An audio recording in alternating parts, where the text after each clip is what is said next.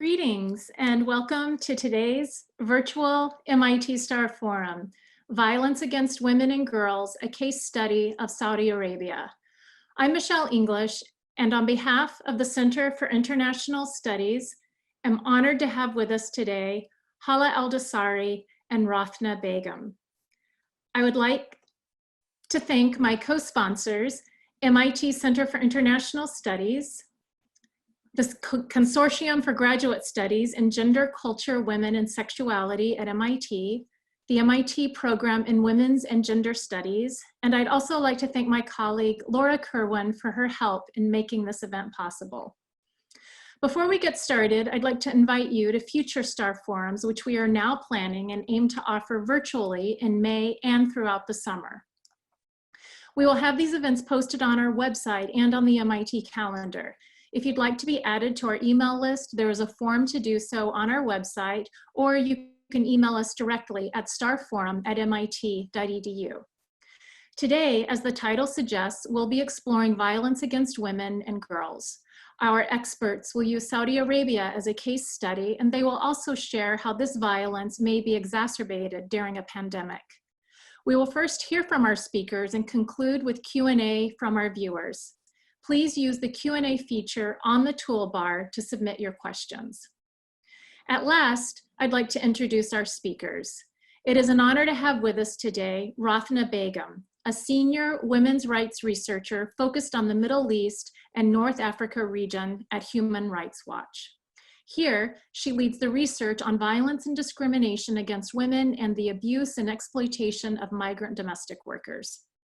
And we are thrilled to have with us Hala Aldosari, both a scholar and activist, whose work examines the influence of gender norms on women's political, economic, legal, and health statuses in Arab Gulf states. She currently is a Robert E Wilhelm Fellow at the MIT Center for International Studies. Please join me in welcoming Hala Aldosari. Thank you, Michelle, Laura, and Rathna, of course, for accepting to discuss, the talk today. And thank you for all the people who have attended. This is very much an opportunistic time to discuss violence against women because mainly this is a problem that has exacerbated because of the pandemic. In social science, a problem is described as a wicked problem if it's difficult or impossible to solve. This is mainly because that problem, we don't have that much knowledge of the problem, or what we know about the problem is contradictory. The people or the opinions involved in the problem could be too many and difficult to conclude. The problem has economic burden, and there are interconnectedness with that, with other problems. And these are all the characteristics of the violence against women and girls problem. This is one of the most prevalent problems in the world at large, affecting 1 in 3 women. Most of those women who were surveyed have complained either of experiencing violence at least one in their lifetime or repeatedly. I'm going to show you a set of slides now, and we're going to walk through some of the information that we've learned about violence against women in the Arab countries. And then we're going to move to a discussion with Rathna.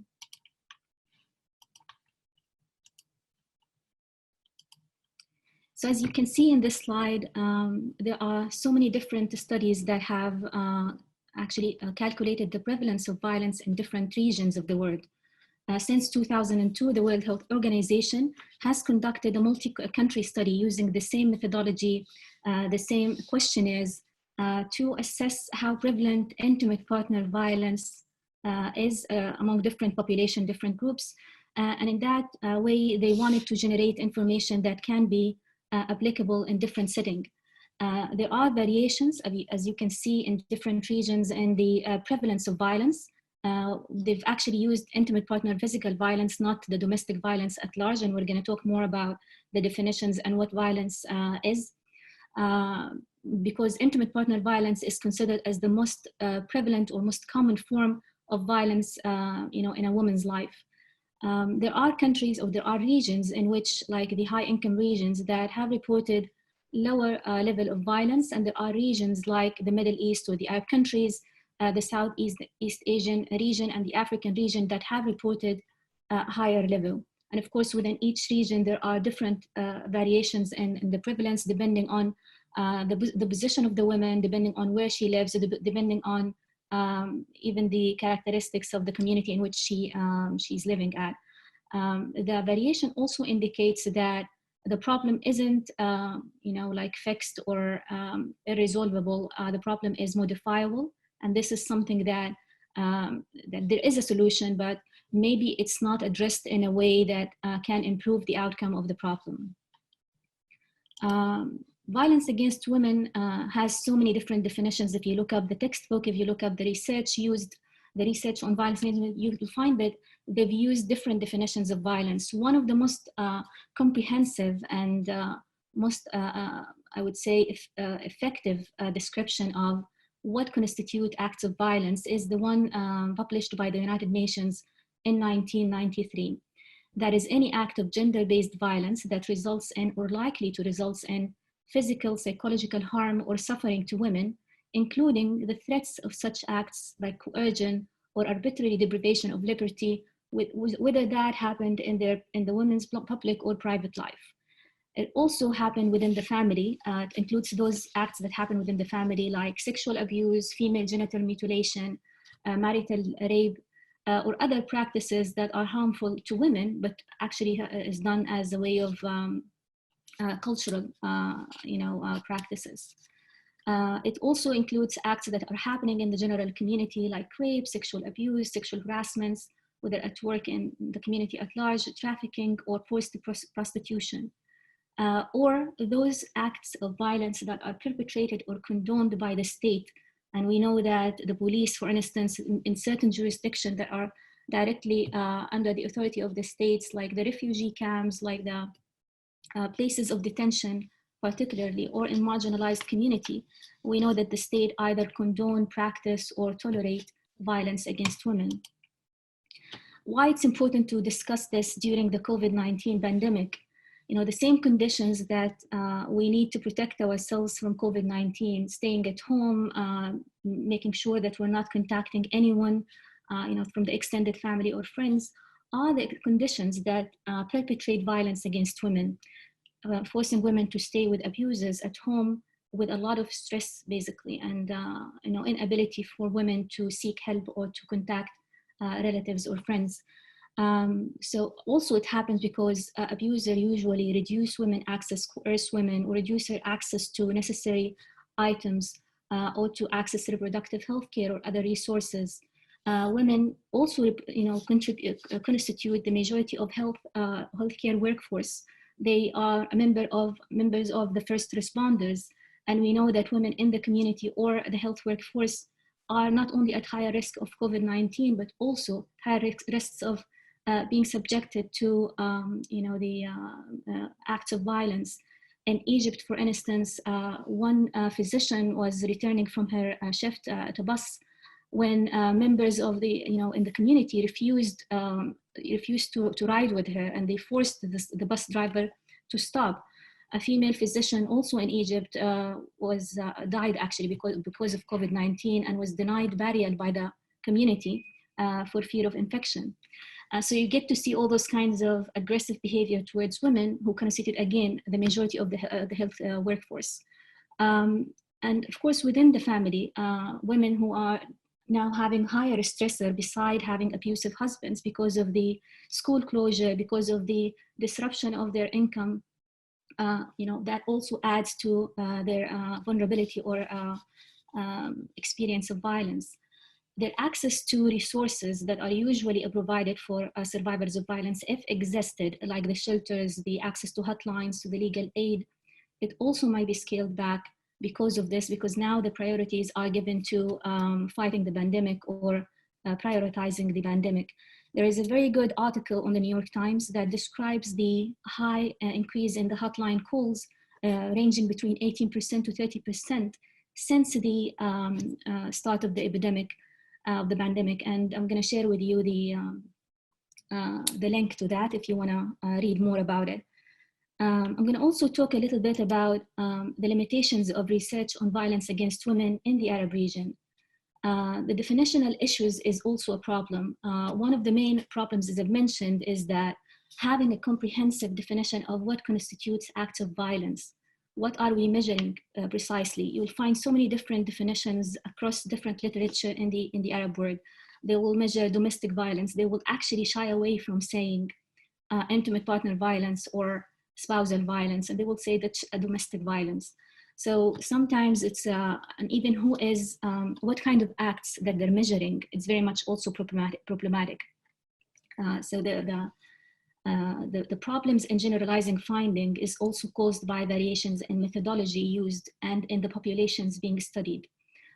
So not all the studies are being conducted in a more of a like representative sampling or representative way. And this is also because there is a reduced funding. Violence against women is not one of the main high priority on the health research agenda. Usually the priority would be going in women's health to reproductive health and women's health in general, but not to violence against women, despite the fact that it really affects almost a third, if not half of the population in certain communities.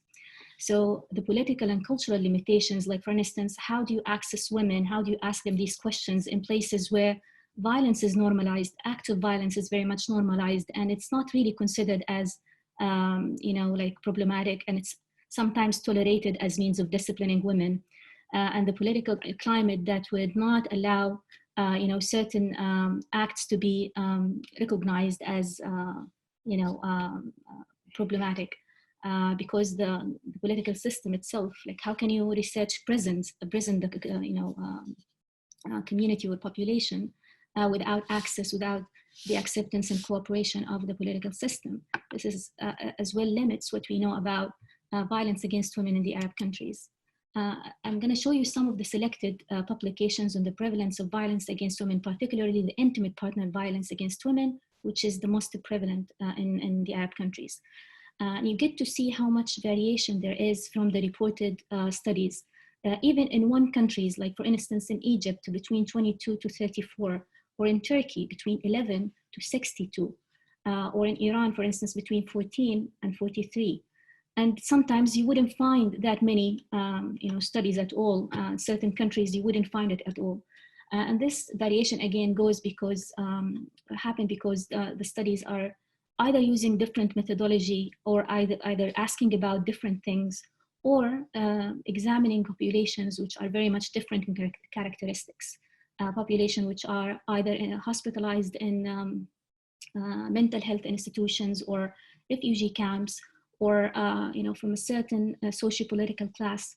And this very much contribute to the problem of understanding how much violence affects women at large in the community. Now, there is a way to organize different risk factors and protective factors that protect women or either perpetrates violence against women in a different levels.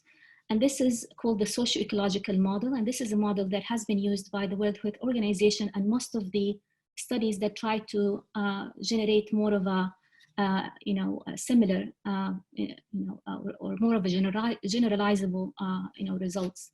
It is consistent of concentric, levels, because all of them are very much like relevant to each other. On the individual level, factors like the age of a woman and her husband, whether there is a lot of different gaps between the ages, the education level, the substance abuse by the husband, whether it's alcohol or drug abuse, things like whether the woman or her husband has witnessed parental violence as children, and this very much like can normalize the use of violence, or they themselves have been victims of violence, which would help to create this kind of environment for violence to become more of a, like women could be victimized, or men could be perpetrators of violence. On the relationship levels, factors like the increased marital conflict, how many times that one has the severity and the frequency of marital conflict, whether the husband has different wives, and this is something that is important also to mention within the context of the Arab countries, arranged or forced marriages. On the community level, how much poverty is there, lack of social support, whether the woman is isolated or not, going again to the impact of the COVID-19, whether there are employment opportunities or not. On the societal level, there is a measure of how people perceive the relationship between a man and a woman, whether the husband has a right to or entitlement to become a decision maker or become dominant on decisions involving the family and in the finance of women, and how tolerant men and women to use of violence, which situations guarantee that. And the other cultural practices, of course, that are dominant in certain classes within the Arab countries, like honor-related violence and killing, and about the laws and policies, whether the laws and policies are actually protecting women or tolerating violence. Now, in the Saudi context, I've used the ecological model in my research to study certain issues, because I've only looked into the intimate partner or spousal violence, physical violence against women. I wanted to select the most important factors, risk factors or protective factors to assess. On the personal level, I wanted to make sure that I asked women about whether they had a childhood experience themselves or their husbands, if they are aware of. If the husband has a substance abuse problem, on the marital conflict, I've asked them about marital conflicts, about the male dominance and decision-making and control of finance in the family. I've asked them about polygamy, because this is something that is not regulated within Saudi Arabia, and a man can take up to four wives at a time without any kinds of conditions. On the community level, I've asked about their employment, the woman and husband employment, their social isolation of a woman and from her own family, whether she is visiting her family regularly or not, whether she's living in a different place from her family, whether she witnessed her husband's using physical force or aggression towards other men in the community, and this is a sign that violence is tolerated as ways to resolve conflicts. On the societal level, I've asked women whether they accept or tolerate violence or beating, basically, by their husband under certain scenarios.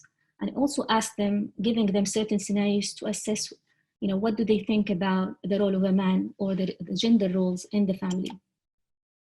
So the study was a cross-sectional study, done one-on-one interviews with 200 women selected from different primary healthcare clinics across Jeddah city, which is the second largest city in Saudi Arabia.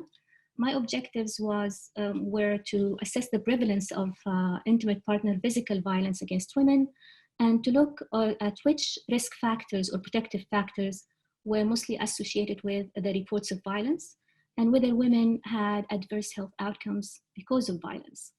I've used several measures, as I've mentioned, the characteristics of women and their husbands, their relationship, the nature of their relationship, the perception of general health by the women, and their attitudes towards gender roles. I've asked them if they had childhood experience of violence or sexual assaults before they reached 15 years of age. I've asked them about their financial autonomy, and also if they sustained injuries because of violence, and how they reported it, or if they have reported it at all. My main findings was that it's very much similar to other smaller scale studies in different cities, is that 45% of women in my study have reported intimate partner physical violence in a lifetime. 16% of them said it happened last year, and 25% of women said that they had experience of a childhood sexual abuse. Of those women who have reported violence, 18.5% have sustained injuries. 6.5% of them reported the cause of their injuries to a healthcare provider, which is a very small number.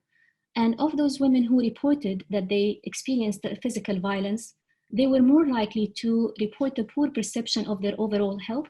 They were 2 times more likely to report pain or discomfort, 6.6 times more likely to report suicidal thoughts, and 17 times more likely to take antidepressants, and more likely to have substance abuse husbands, and more likely to be dependent on their husbands, financially dependent on their husbands. And I want to show you the attitudes of women toward gender roles, and I've looked into the attitudes basically in 2 dimensions, whether women were having a more traditional views on the marital relationships or more progressive views. You get to see here how women perceived, almost half of them perceived that a good wife should obey their husband, that 80.5%, which is very important, 80.5% of women said that the family should only be, the problems in the family should only be discussed within a family, which means that the main level of support or the main circle of support would be the woman's immediate family and not the authorities or the community support or the resources. 60% almost of women said that the husband must show his wife that he is the boss. He's the decision-making entity. 49.5% of women said that a woman should not choose a friend where their husband is objected on. And of course, others outside the family, I've asked them if others outside of families should interfere if a husband mistreats their wives. Almost 55.5% said yes, but again, a huge number of women, 44% of them said no, they shouldn't. And then I asked them, as I said, about what kind of scenarios is tolerated, if a husband decides to hit his wife.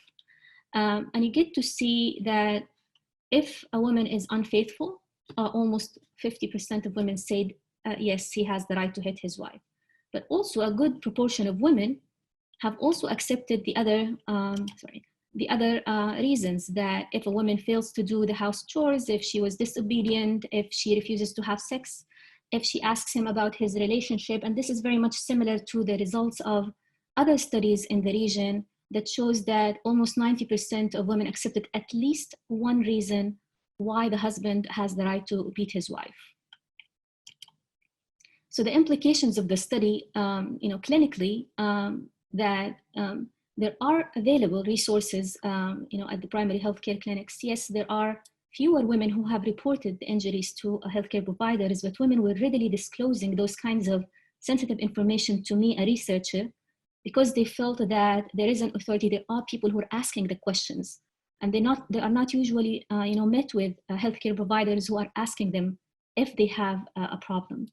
And of course, the restricted women autonomy in Saudi Arabia should be clinically addressed as well. Are women able to ask about resources available? Are women going to healthcare clinics? They are usually going to healthcare clinics with their husbands, but are they allowed to have some kind of privacy just to disclose with their healthcare providers or the nurses or the people who are screening them that they do have a problem of violence?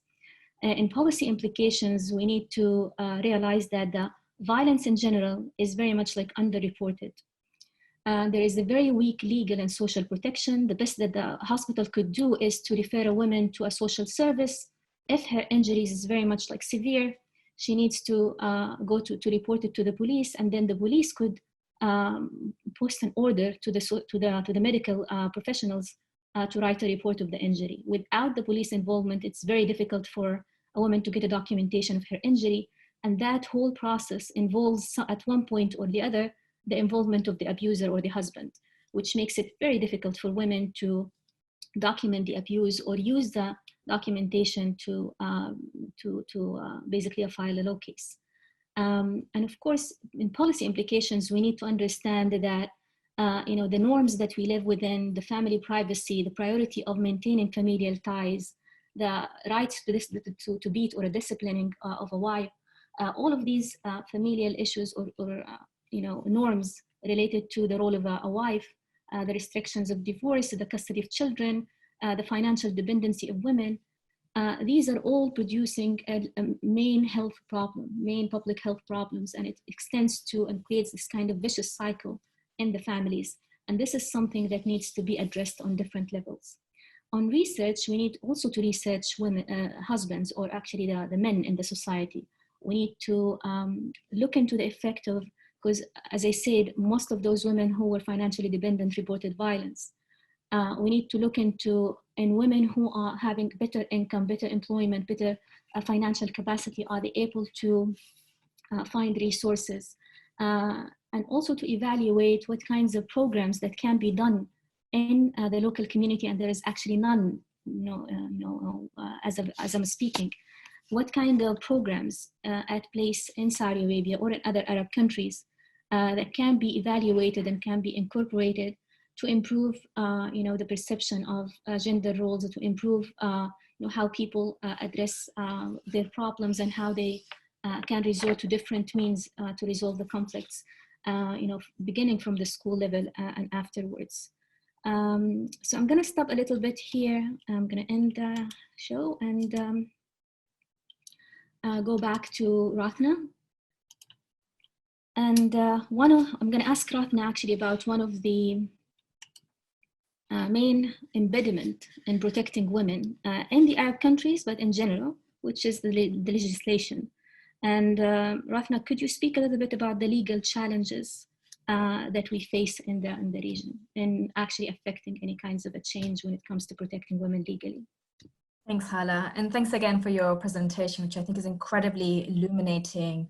And also, even though it presents a very grim picture of the situation of violence against women globally, which, we need to be clear, it's a phenomena that exists across the world, but very specifically on the case of Saudi Arabia, in which the reasons for which this is happening as well. Mm-hmm. I want to talk a little bit, as you said, Hala, on the situation of legislation regarding domestic violence. Now, governments around the world have an obligation under international human rights law to take steps to combat domestic violence. This is an epidemic. Women are dying every day at the hands of their families and their loved ones, or the supposedly loved ones. And yet it's not actually taken that seriously. And so we do look to see, what does the law say about this, and what other laws there in order to protect women from such terrible violence. And one of the reasons for why domestic violence continues or is so widespread is because of that impunity that exists, and because survivors have nowhere to go. Now, my own research at Human Rights Watch has really shown this, as has Hala's, for instance, where women I've spoken to that have, it can take a really long time before a woman seeks out help. But I've interviewed women in Morocco, for instance, who talked about turning up to police stations, bruised, burned, and bloodied, sometimes in their pajamas and in the middle of the night. And they found the police will turn them away, dismiss them, sometimes force them to go back to their abusive husbands, or put them through a very bureaucratic nightmare in which the women themselves have to go back and forth to try and get some level of protection, in which case it may still be quite elusive. Now, as Hala mentioned, COVID-19 is actually exacerbating all of that. It is exacerbating the situation with the increase in domestic violence, which is basically a silent pandemic. With the lockdowns, quarantines, and so on, we're now seeing social distancing measures designed to help protect lives, but could essentially be risking women's lives even further by trapping them in the homes of their abusers. Now, legislation, however, and policy measures can be effective in actually trying to prevent such violence from happening. And the Middle East and North Africa region has long been the region with the fewest legal protections against domestic violence. Across the world, it is the region which has the least amount of legislation that protects. And not only that, many of these countries have laws that excuse or pardon forms of violence against women. So we have legal provisions that allow for rapists to escape prosecution if they marry their victims. We have laws that say a man can be excused for killing his wife or female relative if he finds her in the act of having sexual relations outside of wedlock. We also have laws that even say that men have the right to discipline their wives and children, as they do in Iraq. But this is changing. Some of these laws have been repealed, and as the result of incredible campaigns by women's rights activists and organizations. And in the last 6 years, we have seen a surge in which countries in the Middle East and North Africa region, almost half of them, have now adopted laws or regulations against domestic violence. Now, some of them are still very weak, like Algeria, which only sought to criminalize some forms of domestic violence, but it did nothing else. Other laws don't encapsulate the broader form of domestic violence. Hala explained that in detail of the types of violence that we look for when we talk about domestic violence. It's not just physical violence, it's not just the beating, it's sexual violence. But some laws, for instance, will say that rape does not include rape when it comes to raping a wife, for instance. And it can be really difficult to prosecute rape in the situation of marriage. Economic and psychological violence are also forms of violence under domestic violence. And the real key parts of those two forms of violence are about the controlling forms. Controlling women through controlling their means of income, controlling them through psychological violence by prohibiting them from moving to see their family or their friends, are usually forms of violence that occur well before physical violence then takes root. And it's really important to understand that holistic understanding of domestic violence and to have laws that really capture this in order for us to both criminalize it, but also to protect survivors who are undergoing it. Now, any law on domestic violence should include 3 distinct measures: prevention, protection, and prosecution. Prevention measures are the kinds of things that Hala talked about, ways in which you can get programs and services to actually prevent it from happening, and the data and the monitoring that needs to happen to understand why these causes, what the causes are, and to prevent those from happening in the first place. This can be campaigns to talk about how such violence is wrong, public service announcements, educational institutions, curriculums. Protection is a little bit different. Protection is about how do you immediately protect survivors when they come into that situation. And this is shelters.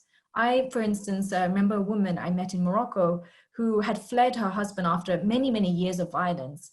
And she was only able to stay in the shelter for 2 months. Even having taken this huge decision to leave him, she said to me that she was going to have to go back because leaving that shelter means that she would have been effectively homeless. So having shelter and actual accommodation is incredibly important. Another life-saving measure is protection orders, or in the US, it's known as no contact orders or restraining orders. These are orders that basically mean that you can prevent an abuser from entering the home, or you can prevent an abuser from contacting you at work or during any other time. They can be incredibly important and prevent further violence from occurring. And lastly, prosecution. This third element in the law is incredibly important. The reason for why we see police officers and prosecutors not taking this situation seriously is because there's no law to mandate them to do so. They need to be mandated and obligated to actually arrest, file reports, and to prosecute those who've committed domestic violence. But even with such laws, in a region like the Middle East and North Africa, the framework of discrimination is also important to bear in mind. Legal discrimination that persists against women means that such laws can still have very little effect if the women are discriminated. And that, for instance, includes the male guardianship system. And here I would like to turn back to Hala to talk about Saudi Arabia. Yeah. It may surprise you to know that Saudi Arabia is one of the countries in the region to have regulations on combating domestic violence. So Hala, from your experience as a women's rights activist in Saudi Arabia, can you describe to us how effective such a law has been, particularly in a country where the male guardianship exists? And please do explain that for those who don't know what it is. Thank you.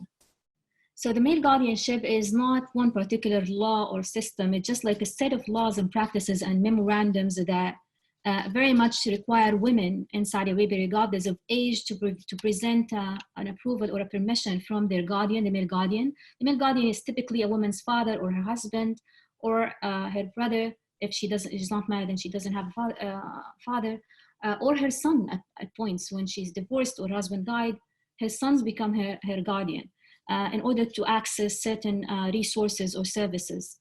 Now, in the last few years, women activists have campaigned, and many of them now are imprisoned and tortured to abolish the male guardianship system. And we've worked with the Human Rights Watch to document the different legislation, the different practices, and we collected statements from so many women in order to present to the government some policy recommendations on how they can reform the system. There has been some progress along with some repressive measures, that have taken place, in which women have basically ability to drive has happened actually after so many years of demanding it. Women ability to access passports and to travel has been repealed, to access a family identification document, to ability to change the civil status of her children. For instance, someone is born, someone is married, or someone is deceased. She couldn't do that. 15 years of age male can do that, but she as a mother couldn't do that. So there has been some kind of a piecemeal fashion approach to reforming the regulations or the different impediments or choices, restrictions for women, but it is not holistic, especially when it comes to violence against women. And why we talk a lot about male guardianship system or the gender equality when we talk about violence against women, because basically what keeps women in abusive relationships, what keeps them in abusive homes, is the huge restrictions on women autonomy or mobility because of the authority of a male guardian over the choices.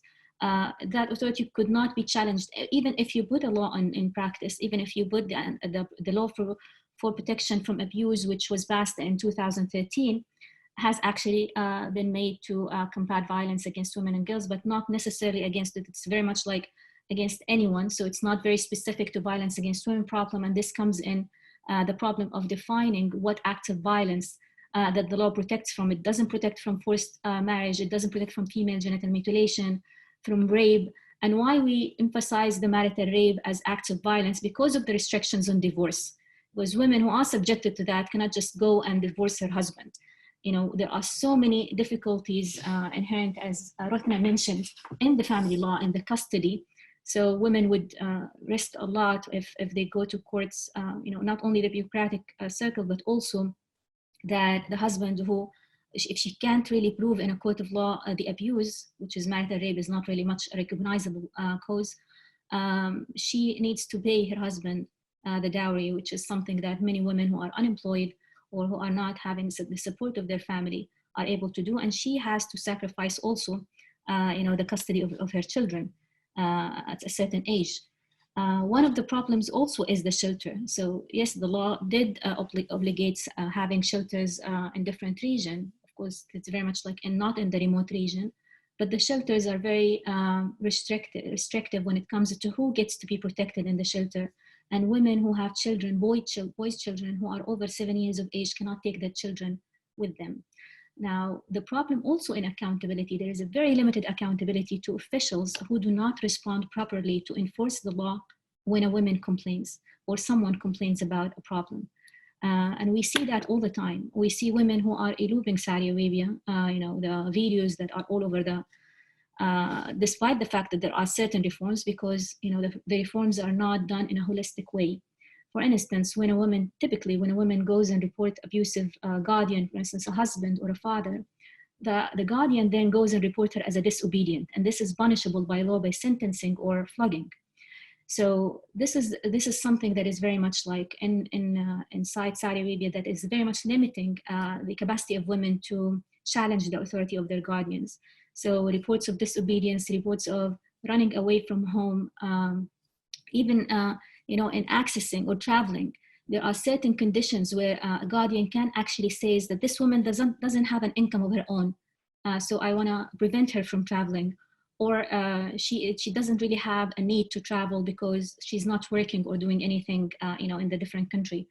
So there are certain ways for men, loopholes in the system in which guardians can use against women to prevent their access to those kinds of resources. And the problem is we used to have women activists, we used to have civil society that actually amplified and promoted those calls for reform, the holistic calls for reforms, the loopholes in the system that worked with different partners across the globe to share their knowledge and transfer their understanding. In fact, the first reports on male guardianship, the first comprehensive report about the male guardianship in Saudi Arabia was conducted by the Special Rapporteurs for Violence, the UN Rapporteurs for Violence, when she visited Saudi Arabia in the UN, and she actually cited the male guardianship system as a system that really perpetrates violence against women and makes women very much vulnerable to violence. And arbitrary deprivation of liberty as well is not part of the definitions of violence. And a lot of the families, if not beating their women, they actually deprive them from liberty. Now, the most famous case is the King Abdullah's daughters, who have been over 13 years being imprisoned inside Saudi Arabia despite pleas of their mother to release them. And it's not only King Abdullah, this is like a practiced basically punishment against women who are defiant of their family's wishes, even in simpler things like the dress code. So things, for instance, like having to talk about the problems in their family, or talking about issues of concern in their community, could subject women to basically confiscating her own access, her own phones, her own, basically she could be very much under house arrest for life. because the family honor is very much like, most of the people think that by punishing the women or depriving women of those kinds of accessibilities, they're actually trying to protect the family honor, protect what we think, and which makes the changes in the society kind of impossible. If we're prosecuting the activists who have been like the voices for those marginalized groups, the voices for those who are not able to to reach the authorities or to reach any kinds of platforms. If we punish any women who are trying to defy or basically push back against those kinds of restrictions, we're ending up with a very stagnant society where changes are not very much responsive to what women are witnessing and grieving from. And this really takes me to the question of the top-down approach for reforms, which is very much celebrated by so many people, saying that, if we have a leadership that brings up reforms, then why do we need to have the grassroots movements? Why do we need to open spaces for civil society to point at the certain problems or grievances? So what do you think, Ratna? Thanks, Hala. Absolutely. I mean, I think you've just highlighted earlier about how Saudi Arabia has been issuing certain reforms in women's rights. And many of you may know about the fact that Saudi women can drive now. And in the last year, we saw that the Saudi authorities have lifted the requirement. And now women over the age of 21 can now travel abroad and obtain passports. And that is a big deal that that's happening, because women could not travel at all without male guardian permission. Now, these reforms, however, are coming at a time of incredible repression. And I want to say from the outset that Saudi Arabia is a country, Hala knows it intimately, because as a Saudi woman, this is a country that has no independent human rights organizations, no trade unions, there is not the right to protest, no freedom of association or assembly. It is an absolute monarchy, and it has very few laws. There's no criminal code, for instance, no written criminal code, for instance. And civil society has always had very little space for such a long time. And even then, we've really seen a pushback. Saudis have really come to the fore and tried to find different ways to demand things through petitions and other forms of activism. And the social media has really changed that environment to allow Saudis to come forward and make complaints about what is actually happening. But since Mohammed bin Salman became crown prince, we have seen an increase in repression unlike anything before, in which there is not a single voice of dissidence that exists anymore, not in the royal family, not even in actors or in terms of writers' circles and things like that. And in particular, that repression has been severely marked when it comes to women's rights activists. Previously we've seen women's rights activists have been, of course, arrested, but often after they've defied a law, like they've defied the driving ban, for instance. But usually what would happen is that they would call a male guardian, ask him to sign a pledge and have her sent home, because they wouldn't deem a woman to be in her own legal right to be defying the law.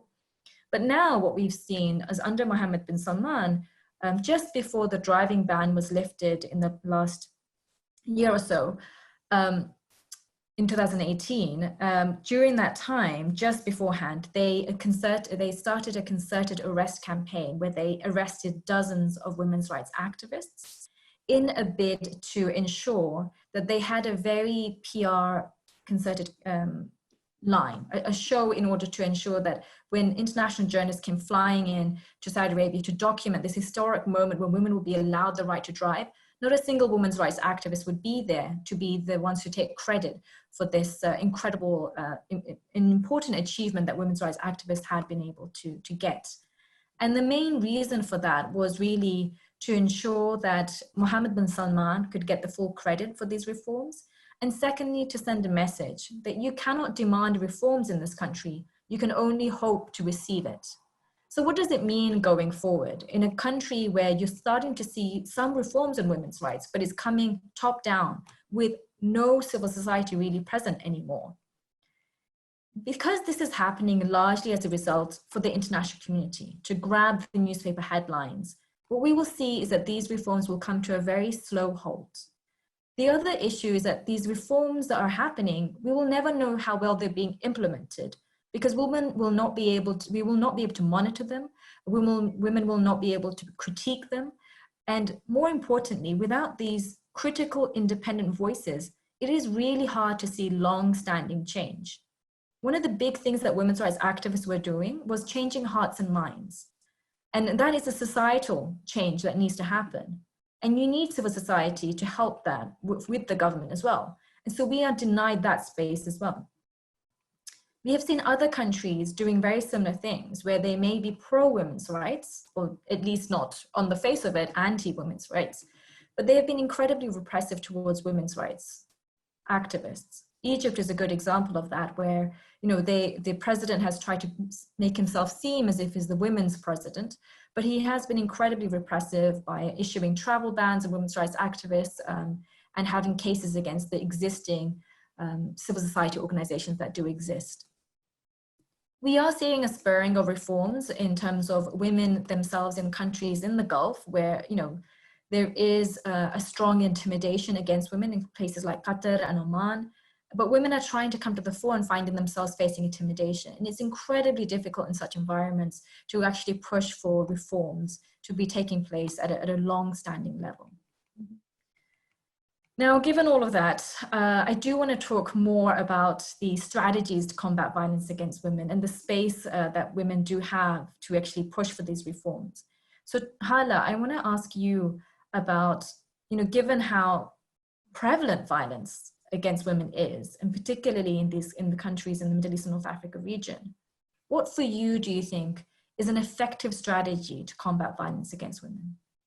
I think there is no way to understand the problem, because this is a wicked problem, as I've mentioned, and the wicked problem comes with different acts of violence in different contexts and different culture. And in order to understand it, you need to listen to victims, to survivors of violence. You need to listen to what people think about violence. You need the research, you need the voices of women, you need the advocates, and you need the champions, basically, from different levels of society. And in order to do that, also you need the support and solidarity from the community at large and the transnational movement. The transnational movement provides us with shared experience, with tools that have been developed in the best practices, basically sharing across different countries. And this is really something that we need to work with, on from a different level. And I wanna, just because of the shortage of time, highlight that the multi-sectoral approach to combating violence against women is very much like embedded in every women treaty. And this is an initiative done by thousands of women activists, scholars, survivors, who have developed the treaty as an interdisciplinary to look into the different levels of prevention, intervention, and education and awareness, and provide the governments with ways to monitor and to implement certain reforms in order to not only to intervene to support women and to deter abusers, but also to prevent it from early on in education. I want to stop here and let's take some of the questions, because I think there are some of them. Yes, I mean, really important questions. Do you want to take the first one from Makisha? Makisha is asking about cultural norms in Saudi Arabia and whether those cultural norms would allow women to seek help through the authorities or through different organizations or NGO. And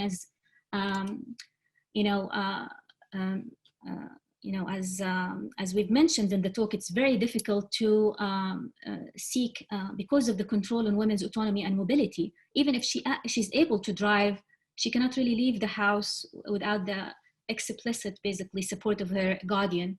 Especially now in cases of abusive, guardians, this is very, very problematic.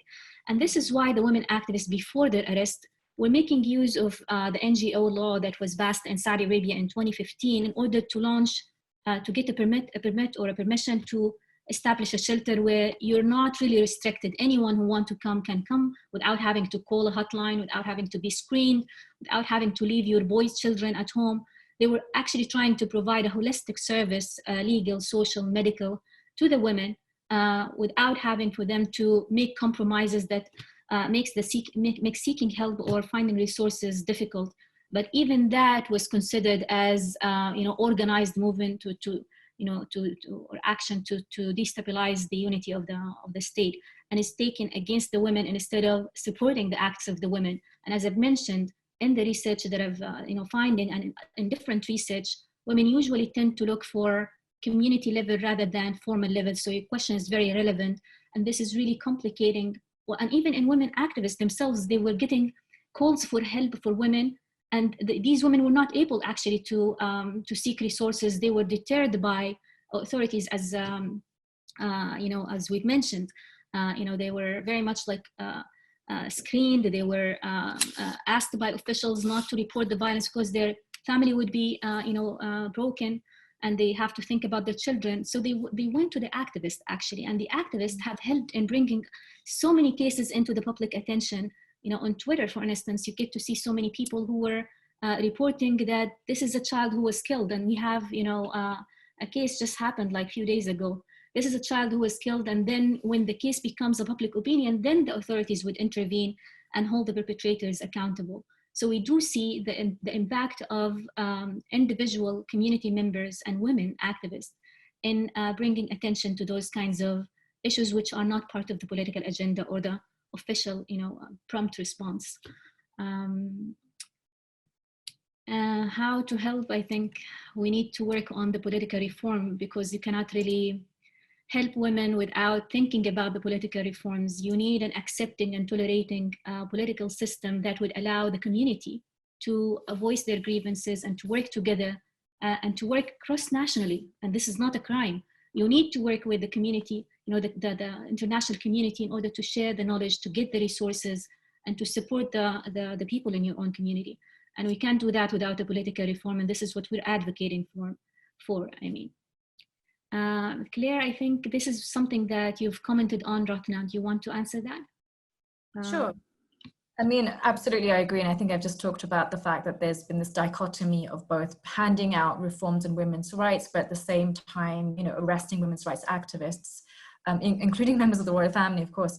And certainly, I think one of the things that we've been really trying to highlight is that approach, is that when you're providing for women's rights, how strong are these women's rights reforms? And the people who are really who should be taking credit for this are these women's rights activists. And so what we've been calling for is the release of all women's rights activists and all political rights activists as well, particularly Lujain Al-Hathloul, Samar Badawi. These are women who are still in prison to date, almost 2 years on, and suffering because of things like their calls for the end of the male guardianship system, or calling for the right to drive. And these are the things that the authorities themselves are saying that they're doing. So it makes no sense why they would hold them if they're supposedly going out of their way to provide for these so-called reforms. At the same time, I think we have to still interrogate every time reform happens, because they always comes out with this great hurrah, and these great headlines. And we have to be careful about how those reforms are being sold, and that they're being sold without the actual women who provided for these reforms. And we should keep going back and talking about what space and what honor is being provided to these women's rights activists. They should have been heralded and credited and given that and celebrated for the work that they have done. And we should not be waiting and just saying, oh, things are a little bit better now for side women, that's it. We need to be ensuring that civil society space exists, and that can only exist when these women are released and when there is an actual space in which they are free to be critical and to be informative and to be there, basically, to be able to do that. Hala, I think there's a couple more questions for you if you want to take the next couple. So the questions on, I want to answer the question on whether you can put conditions in your marital contract in order to protect your rights or protect yourself from violence. Now you're going to go to the same thing. Even if you want to be protected, what about the custody, right? What about the making sure that there is a deterrence? And we've seen cases in which women, even if they're not actually talking about violence, certain issues are not considered as violent acts under the local laws.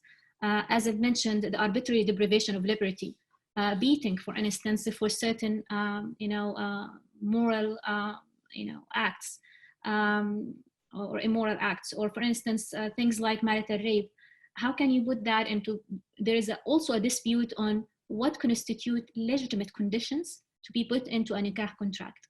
So there is no way to avoid having to deal with the legal system, having to deal with the context of the law itself, in order to make it very much consistent with the definition of violence as experienced by women, not as dictated by the local culture. Of course, women in a tribal area, we don't know for sure, to be honest, but I've read some of the research on tribal groups in Jordan, and it's very much like an eye-opening, because we also think, we always thought that education is very much, higher educational attainment is a protective factor for women from being abused by her husband. In those contexts, because women are highly educated than husbands and often are the breadwinner, they are actually subjected to more violence than non-educated women who do not usually rebel or dictate basically the financial decisions in the family. So this is something that was very strange when you think about tribal areas where there are huge differences between the income or the educational attainment of spouses. But of course, as I've mentioned, we need more research in order to understand this context. I think we've answered most of them except one. How can I seek? Okay, so I think one more important thing for a person to be liberated or emancipated is increase their awareness of the context in which they live and understand the limitation of the legislation, the harmful practices, understand what kind of resources available out there. And I think that would help you understand the patriarchal structure, that is very much like embedded in the legislation, the policies, the justifications given for the oppression of women and the abuse of women. And I think that would definitely help you become a better person. I think we've answered most of the question. There is one question about the operationality of the indicators, and this is something that standardizing any kinds of instrument in order to assess certain concept is very much in infancy. It's very much problematic. What I have used in the research is a standardized instrument developed by the World Health Organization. And I followed, of course, the ethical guidelines and everything. But this is also something that is problematic in translating it into different languages, into what even women understand. If you ask women, for instance, have you been sexually assaulted as a child? What does sexual assault mean? If you ask a woman, for instance, have you had marital conflict? What does marital conflict means in that context? As I've mentioned, there are so many different understanding of concepts, and it's one of the challenges. And as I mentioned again, is of any wicked problem is the opinions of people that differs, that makes a problem difficult to solve or to understand. So I think we've answered all the questions. And there's a last question about men. What interventions by men are most substantive supporting? Okay. There are some of the research in Jordan that looked into men behavior. And yes, men do think that in order for them to protect the honor of the family and the honor of their sisters and wives, they do believe that they have the right to beat their wife, disciplining their wives or their sisters. In Saudi Arabia, there has been a research that is conducted like a decade ago, maybe in 2004 or something, that 37% of men have used violence against their sisters, it's very much highly prevalent. And I know for sure that some of the women and some of the men who talk to me from Saudi Arabia and from Egypt, from other places, have said that, when a report of violence, a beating of a woman has been handled, and when the man says, well, I just saw that she is talking on the phone with someone, or I just saw that she wasn't dressed in a moral way or a decent way, the authorities would just disregard the whole thing. They would accept that, he's doing that for the protection of the women. So it's very much what we know about men, what we know about the changing perception of gender roles, what we know about, the justification for violence. And we see, of course, we can just see the number of women who are eloping, from those countries. So many women are running away, so many, not only outside Saudi Arabia, or outside the countries, the Arab countries, but within Saudi Arabia. Mm-hmm. So we can just judge by that to see, what are they running away from? I think just to add, in terms of interventions by men, certainly there's been studies that show that men who commit violence against women believe that other men agree that it's okay for them to do such things.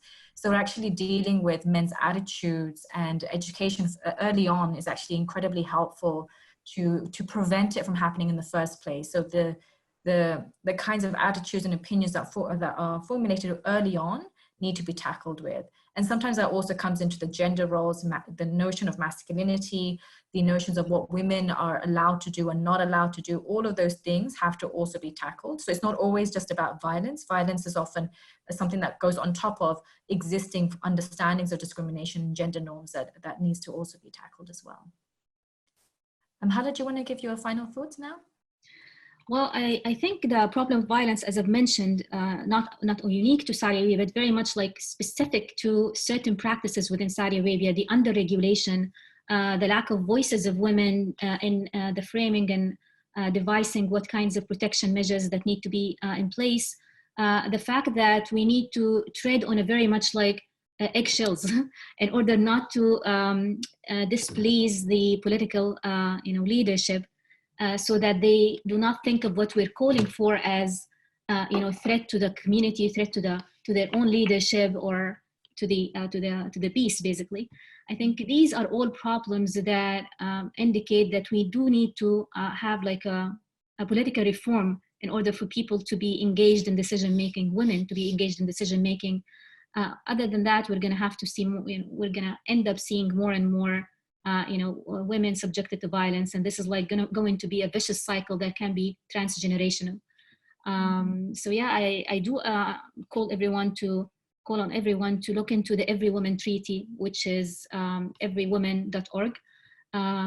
Please sign on the treaty, please read the treaty, and think of it as a way to support countries and to have some kind of accountability for victims.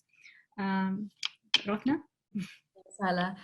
Thanks so much for your presentation. I think your research is incredibly interesting and really highlights just the sheer discrimination and the causes of violence that continues today in Saudi Arabia. I think what we can really take away from this is the framework in which violence against women really exists. So the way in which the male guardianship system traps women in situations of violence, in domestic violence in particular, and why all of those intersecting areas really matter. So needing to have that civil society space to have those champions, the women, to be able to support other women, to be able to call for those reforms. The secondly, the male guardianship system, the bigger discriminatory frameworks that leave women trapped in the first place, or what's causing the violence in the first place. And lastly, the legislation, the policy measures that we need to actually ensure that, to prevent it from happening, to deal with it when it happens, and to ensure that women have the protection as it happens.